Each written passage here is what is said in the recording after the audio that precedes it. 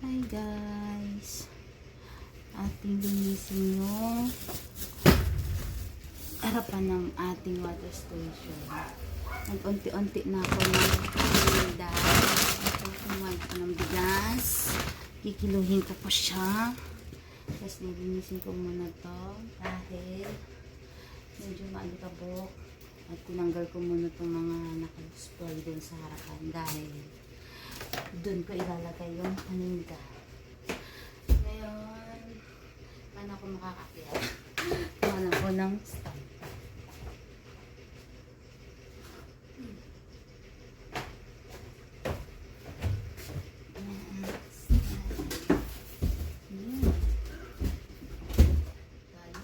Ay, nag-links mo.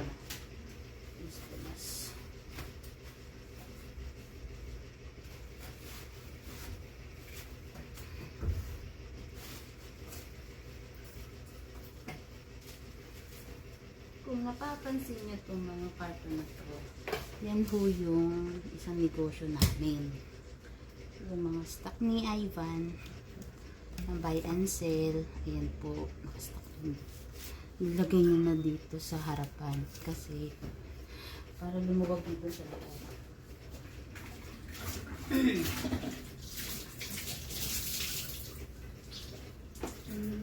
Punasan ko lang yung harapan.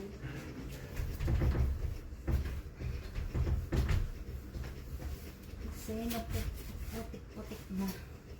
Pag hindi ka na rin pala gumagalaw, no? Unti-unti nagkakaroon ng lamat-lamat.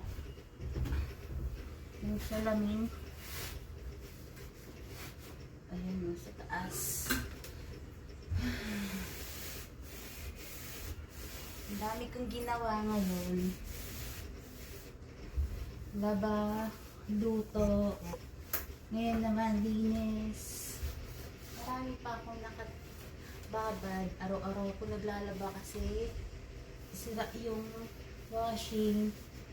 Kung naglalaban ko yung kortina, cobre kama, punda, kumot, at yung mga damit doon sa taas na naalikabukan. Kasi yun nga ho, dahil hindi na ho ako nakastambay sa taas. Nasa water station ng lagi. Hindi na naasikaso yung mga damitan doon. Tanggalin muna natin itong to, punasan, para maayos na. At makapagsimula na ulit kasi ay, hinahanap ako, pambihira. Nandito lang naman ako sa bahay. Nagpahinga talaga, pahinga. Pahinga talaga. Pahinga na naglilinis pa rin. Ay, kailangan pa rin natin kumilos. May paano, may tubig pa naman kami stock. Pag naubos na yung tubig na stock, ewan ko lang. Saan kami kukuha ng tubig? Kung o-open pa ba yung machine. Kasi andito pa naman yung machine. Ayun o. Yan. Nabalak na ho yan na ibenta. Ipasalo. Pati na yung tricycle. Kasi aanin naman namin yung dalawa-dalawang tricycle. Ngayon, maglilinis muna tayo para makapag display na. Nalipat ko na yung tindahan ko sa loob. Bawal tamarin. Bawal tamarin ang pamilya Maldo. Ay, nako. Si Meray, umaasa pa. Huwag tayo umasa sa asawa. Nawa tayo na sarili natin diskarte. Diskarte. Dahil ngayon, talagang maramdaman niya na pag wala kang kita, wala nga talaga. Diba? Mahirap na sa babaeng umasa sa asawa. Kailangan talagang dumiskarte tayo. Okay.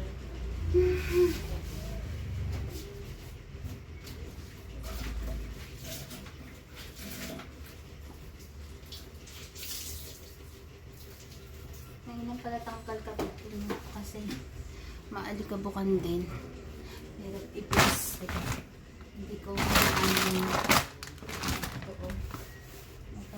tipal ng aligato. Ayan. Sad to say pala, yung nangyari sa pusa ko. Namatay na po si Ash. Iniwan na din po niya ako. Kaya, bilang alaala kay Ash, buksan ko itong tindahan. Kasi dito po siya namatay. I mean, dito po siya nalagatan ng hininga.